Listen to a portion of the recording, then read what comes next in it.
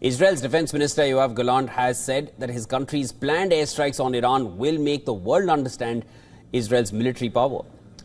And this statement comes after visits to the Hatzerim Air Base on Wednesday. Gallant told the Air Force crew that after striking in Iran, the world will understand Israel's might and its enemies will also learn a lesson, making it extremely clear that Israel still intended to strike back in response to Iran's October 1st missile attack.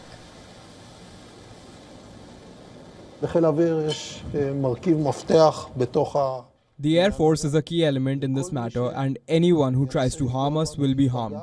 This is also true for Iran.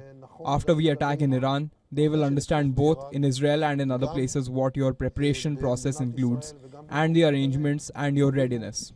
And we have a very high confidence in your abilities, personally in each of you, as a group and as a squadron, and of course, full confidence in the Israeli army.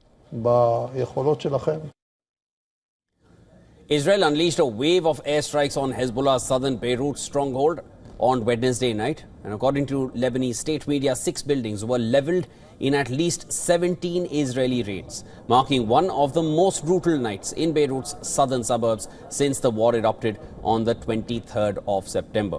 Footage showed explosions in the embattled area after the Israeli army issued evacuation warning for the area where Hezbollah holds sway.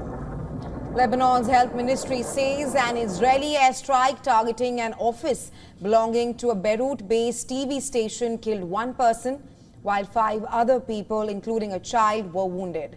TV channel Al Mayadan, which is politically allied with Hezbollah, said its office on the outskirts of Beirut's southern suburbs was also targeted.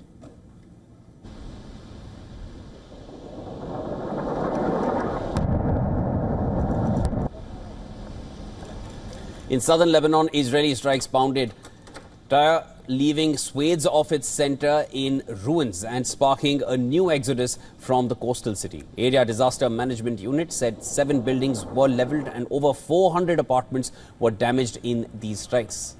On the other hand, Hezbollah said it struck a military manufacturing firm in the Tel Aviv suburbs with rockets, claiming that the hit was accurate.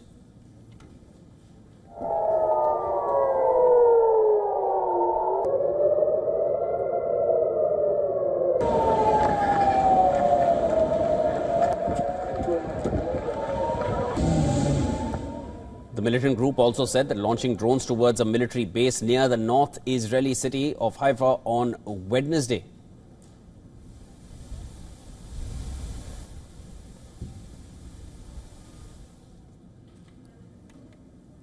Hezbollah claimed its fighters killed more than 70 Israeli soldiers in its clashes with the Israeli forces, while Israel said it lost around 20 soldiers inside Lebanon since its ground operations began, and around 30 more in Hezbollah attacks on northern Israel. Furthermore, U.S. Defense Secretary Lloyd Austin expressed deep concern to his Israeli counterpart Yoav Gallant over strikes on the Lebanese army after 3 soldiers were killed over the weekend in the country's south. In Gaza, medics and residents said that 42 people were killed on Wednesday as Israeli forces intensified a siege of northern parts of the Palestinian enclave, surrounding hospitals and refugee shelters and ordering residents to head towards the south now. Meanwhile, U.S. Secretary of State Antony Blinken, before traveling from Israel to Saudi Arabia on Wednesday, said that it is absolutely essential that humanitarian aid gets to the people who need it in Gaza. A couple of weeks ago, Secretary Austin and I wrote to the Defense Minister, Strategic Affairs Minister, with a list of things that need to happen in order for assistance to get more effectively to people who need that assistance. So we went over that in some detail yesterday, and I can report that there's progress made, which is good, but more progress needs to be made. And well, for more on this, our correspondent Susan Tehrani brings you more details from New York. Take a look. The Biden administration is exploring alternative solutions to the Gaza conflict as Antony Blinken continues his 11th trip to the region.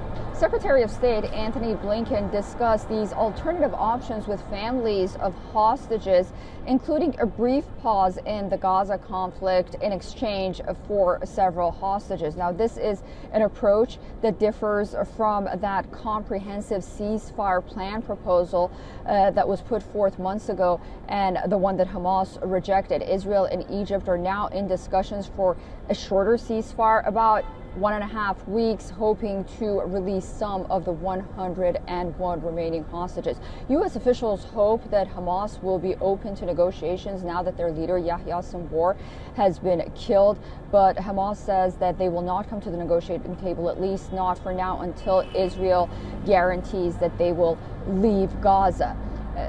Many analysts believe that this brief pause in the fight in Gaza will also help humanitarian efforts, which in turn may help the negotiations. Susan Terkwani reporting from New York for WION World this one.